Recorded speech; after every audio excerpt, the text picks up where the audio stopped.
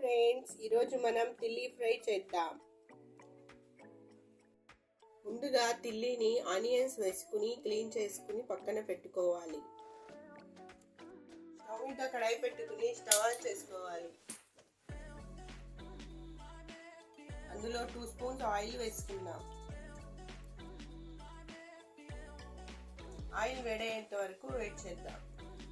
Oil వేడైన తర్వాత clean చేసి పెట్టుకున్న తిల్లి వేసుకోవాలి.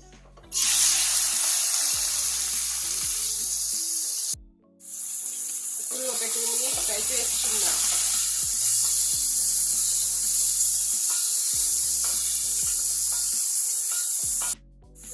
ఫ్రై చేసుకున్న తర్వాత ఇప్పుడు జింజర్ గార్లిక్ పేస్ట్ వేసుకోవాలి.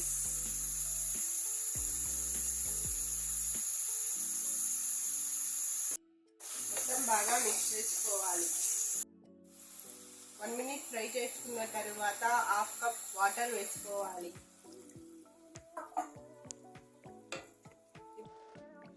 ఇప్పుడు మూత పెట్టుకుని ఉడికించుకుందాం. మధ్య మధ్యలో కలుపుకుంటూ ఉడికించుకోవాలి. ఈ విధంగా ఉడికిన తర్వాత ఇందులో గ్రీన్ చిల్లీ, కొరియండర్ పౌడర్ వేసుకుందాం. అలాగే కొద్దిగా జీరా పౌడర్ వేసుకుందాం. ఇందులోనే రెడ్ చిల్లీ పౌడర్ వేసుకోవాలి. ఇప్పుడు మొత్తం మిక్స్ చేసుకోవాలి. ఒక 2 మినిట్స్ ఫ్రై చేసుకుందాం. 2 మినిట్స్ ఫ్రై చేసుకున్న తర్వాత టేస్ట్కి తగినంత సాల్ట్ వేసుకుందాం.